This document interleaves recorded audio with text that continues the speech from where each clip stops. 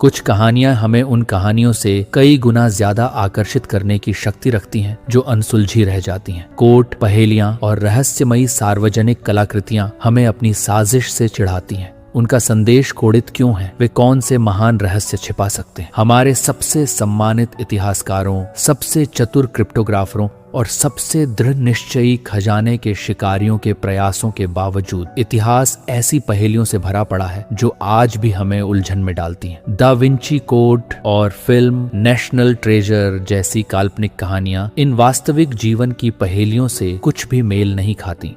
तो दोस्तों, आज की इस वीडियो में हम जानेंगे दुनिया के 7 कुछ ऐसी अज्ञात लिपि के रहस्य और कोडों के बारे में जिनका मेल होता तो एक नया इतिहास और नया दृश्य हमारे सामने आता। परंतु ये लिपियां और कोड आज भी अधूरे हैं, जिनके अंदर दुनिया का एक बहुत बड़ा रहस्य छिपा हुआ है। इन पहेलियों के प्रवर्तक आज जिंदा होते तो इनके पीछे का रहस्य आज हम सबको पता होता, लेकिन अब ये पूरी तरह से एक रहस्य बनकर रह गया। हर बार की तरह ही वीडियो को शुरू से शुरू करते हैं, पर उससे पहले अगर आप हमारे चैनल पर नए हैं तो हमें सब्सक्राइब जरूर करिएगा।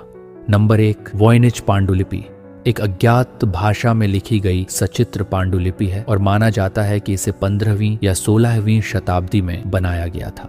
इसका नाम अमेरिकी पुरातात्विक पुस्तक विक्रेता विल्फ्रेड वॉयनिच के नाम पर रखा गया है, जिन्होंने इसे 1912 में खरीदा था। विद्वानों और वैज्ञानिकों ने पांडुलिपि की पहली खोज के बाद से ही इसके पाठ को समझने की कोशिश की है। 1969 से इसे येल विश्वविद्यालय में बेने के दुर्लभ पुस्तक और पांडुलिपि पुस्तकालय में रखा गया है। वॉयनिच पांडुलिपि एक विस्तृत 40 पृष्ठ की पुस्तक है। ये एक ऐसी भाषा में लिखी गई है जो पूरी तरह से अज्ञात है। इसके पृष्ठ विचित्र आरेखों, विचित्र घटनाओं और पौधों के रंगीन चित्रों से भी भरे हुए हैं, जो किसी भी जात प्रजाति से मेल नहीं खाते हैं, जिससे दस्तावेज की साजिश और इसे समझने में कठिनाई होती है। पांडुलिपि का मूल लेखक अज्ञात है, लेकिन कार्बन डेटिंग से पता चला है कि इसके पृष्ठ 1404 और 1408 के बीच किसी समय बनाए गए थे। इसे दुनिया की सबसे रहस्यमयी पांडुलिपि कहा गया है। पांडुलिपि की उत्पत्ति और प्रकृति के बारे में कई सिद्धांत हैं। इतिहासकार और कलाकार निकोलस गिब्स जैसे कुछ लोगों का मानना है कि इसे एक औषधकोश के रूप में बनाया गया था, जो मध्ययुगीन या प्रारंभिक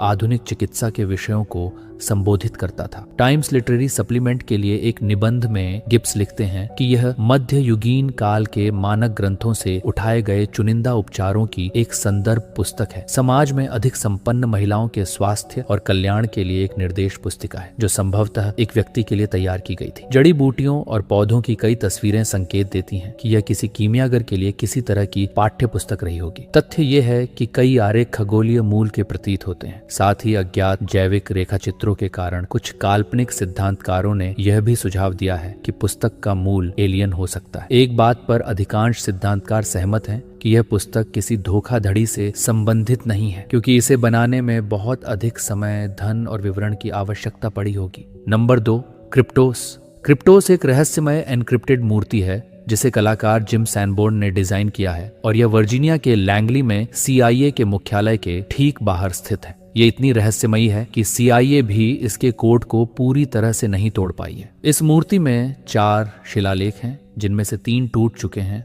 और चौथा अभी भी मायावी बना हुआ है। 2006 में सैनबोर्न ने यह बात बताई कि पहले शिलालेख में आखिरी शिलालेख के सुराग हैं, और 2010 में उन्होंने एक और सुराग जारी किया। भाग 4 में NYPVTT के अक्षर 6469 में बर्लिन पाठ को एनकोड करते हैं, जिसे चाहकर भी आज तक कोई इसे सुलझा ना सका। 3 नवंबर 1990 को इसके समर्पण के बाद से इसमें मौजूद 4 एनक्रिप्टेड संदेशों के अर्थ के बारे में बहुत अटकलें लगाई गई हैं। इन 4 संदेशों में से पहले 3 को हल कर लिया गया है, जबकि चौथा संदेश दुनिया के सबसे प्रसिद्ध अनसुलझे कोडों में से एक है। ऐसा कहा जाता है कि पहले 4 संदेशों के हल हो जाने के बाद 5वां संदेश सामने आएगा। यह मूर्ति क्रिप्टेनालिस्टों, शौकिया और पेशेवर दोनों के लिए रुचिकर बनी हुई है, जो चौथे मार्ग को समझने का प्रयास कर रहे हैं। कलाकार ने अब तक इस मार्ग के 4 सुराग दिए हैं। मूर्तिकला में 4 बड़ी तांबे की प्लेटें शामिल हैं, जिनमें पानी, लकड़ी, पौधे, लाल और हरा ग्रेनाइट और पेट्रीफाइड लकड़ी से बने अन्य तत्व हैं। पूरे भाग की सबसे प्रमुख विशेषता एक बड़ी ऊर्ध्वाधर S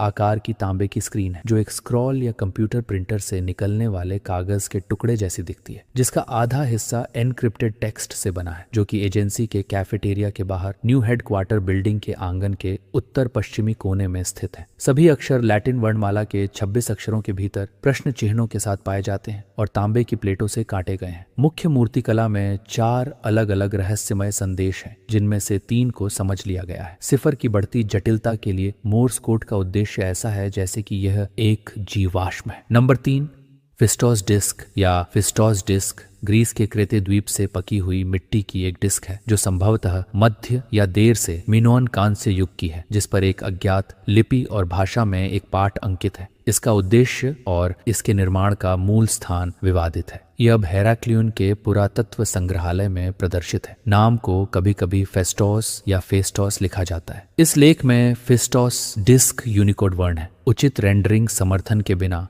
आप फिस्टोस डिस्क ग्लिफ के बजाय प्रश्न चिन्ह, बॉक्स या अन्य प्रतीक देख सकते हैं। इस डिस्क का व्यास लगभग 15 सेमी है और प्रत्येक तरफ एक सर्पिल पाठ के साथ कवर किया गया है, जिसमें 45 अलग अलग संकेतों की कुल 241 घटनाएं शामिल हैं, जिन्हें फायरिंग से पहले नरम मिट्टी पर व्यक्तिगत साइन स्टैंप दबाकर बनाया गया था। हालांकि इसकी अनूठी विशेषताओं ने शुरू में कुछ विद्वानों को जालसाजी या धोखा देने का संदेह किया था, लेकिन अब डिस्क को आम तौर पर पुरातत्वविदों द्वारा प्रामाणिक माना जाता है। इस रहस्यमय वस्तु ने शौकिया और पेशेवर पुरालेखविदों की कल्पना पर कब्जा कर लिया और डिस्क के संकेतों के पीछे के कोड को समझने के लिए कई प्रयास किए गए हैं। हालांकि यह स्पष्ट नहीं है कि यह एक लिपि है। नंबर 4, शुगबोरो शिलालेख। यह शिलालेख अक्षरों का एक क्रम है। इंग्लैंड के स्टैफोर्डशायर में शुगबोरो हॉल के मैदान में 18वीं सदी के शेफर्ड स्मारक पर निकोलस पॉसिन की पेंटिंग शेफर्ड्स ऑफ आर्केडिया की दर्पण छवि के नीचे उकेरा गया है। इसे कभी भी संतोषजनक ढंग से नहीं समझाया गया है और इसे दुनिया के शीर्ष अनक्रैक्ड सिफर टेक्स्ट में से एक कहा जाता है। लेखकों ने सुझाव दिया कि पॉसिन सायन की प्रियरी के सदस्य थे और उनके शेफर्ड्स ऑफ अर्काडिया में महान गूढ़ महत्व के छिपे अर्थ निहित थे। पुस्तक शेफर्ड के स्मारक और शिलालेख का एक संदर्भ देती है,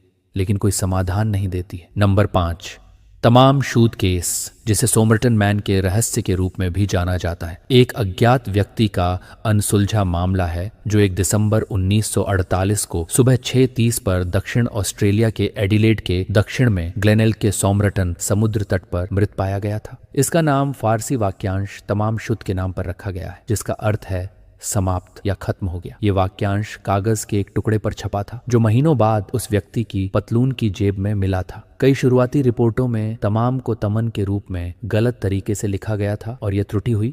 नंबर 6, वाह सिग्नल एक मजबूत नैरो बैंड रेडियो सिग्नल था, जिसे 15 अगस्त 1977 को ओहियो स्टेट यूनिवर्सिटी के बिग ईयर रेडियो टेलीस्कोप द्वारा संयुक्त राज्य अमेरिका में पहचाना गया था। फिर इसका इस्तेमाल अलौकिक बुद्धिमत्ता की खोज में किया गया। ये संकेत धनुराशि की दिशा से आता हुआ प्रतीत हुआ और इसमें अलौकिक उत्पत्ति के अपेक्षित लक्षण थे। वह संकेत को 6 EQUJ5 वर्निकाटे कोडियंट के रूप में दर्शाया गया है। खगोल शास्त्री जेरी रहमान ने कुछ दिनों बाद रिकॉर्ड किए गए डेटा की समीक्षा करते हुए इस विसंगति की खोज की। वे परिणाम से इतने प्रभावित हुए कि उन्होंने कंप्यूटर प्रिंटआउट पर सिग्नल की तीव्रता 6 IQUJ5 के रीडिंग को घेरा और उसके बगल में वाह टिप्पणी लिखी, जिससे इस घटना का व्यापक रूप से इस्तेमाल किया जाने वाला नाम सामने आया। संपूर्ण सिग्नल अनुक्रम पूरे 72 सेकंड की अवधि तक चला, जिसके दौरान बिग ईयर इसे देख पाया, लेकिन उसके बाद से रहमान और अन्य लोगों द्वारा किए गए कई प्रयासों के बावजूद इसका पता नहीं चल पाया है। उत्सर्जन की उत्पत्ति के बारे में कई परिकल्पनाएं सामने आई हैं, जिनमें प्राकृतिक और मानव निर्मित स्रोत शामिल हैं, लेकिन उनमें से कोई भी सिग्नल को पर्याप्त रूप से स्पष्ट नहीं करता है।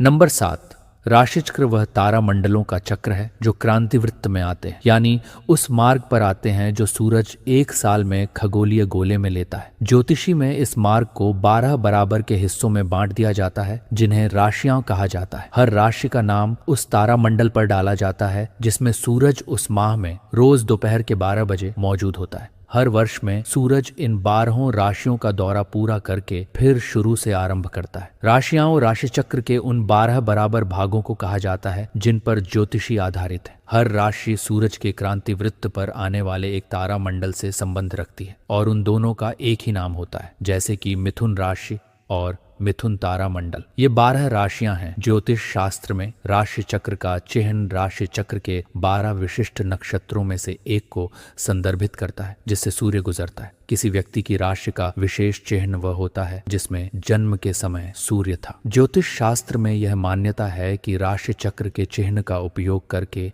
किसी व्यक्ति के व्यक्तित्व का अनुमान लगाया जा सकता है। ज्योतिष शास्त्र के अनुसार राशि चक्र नक्षत्रों की तुलना में सूर्य, चंद्रमा और ग्रहों की स्थिति को देखकर भी भविष्य की भविष्यवाणी करना संभव है। ग्रहों और राशियों के ज्योतिषीय मानचित्र को कुंडली कहा जाता है। कुंडली शब्द का उपयोग ऐसे मानचित्र का उपयोग करके भविष्य की भविष्यवाणी को संदर्भित करने के लिए भी किया जाता है। ऐतिहासिक तौर पर ये रहस्यमय लिपियां आज भी आधी अधूरी पड़ी हैं, जिन्हें समझ पाना काफी ज्यादा मुश्किल है। आज की वीडियो में बस इतना ही। अगर आपको ये वीडियो थोड़ी सी भी पसंद आए तो हमें सब्सक्राइब जरूर करना